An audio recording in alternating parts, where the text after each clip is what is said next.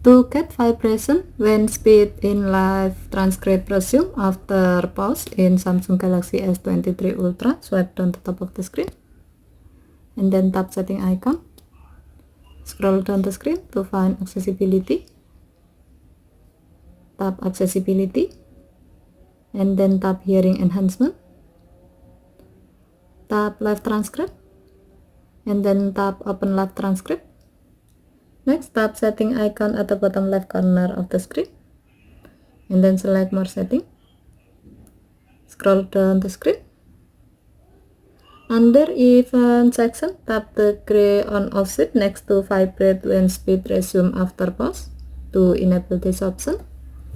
When the switch turns blue, it means that this option is on and your phone will vibrate to let you know easily when the speaker start to speaking again after a pause or at least 10 seconds while using live transcript. Okay, thank you for watching. Have a nice day.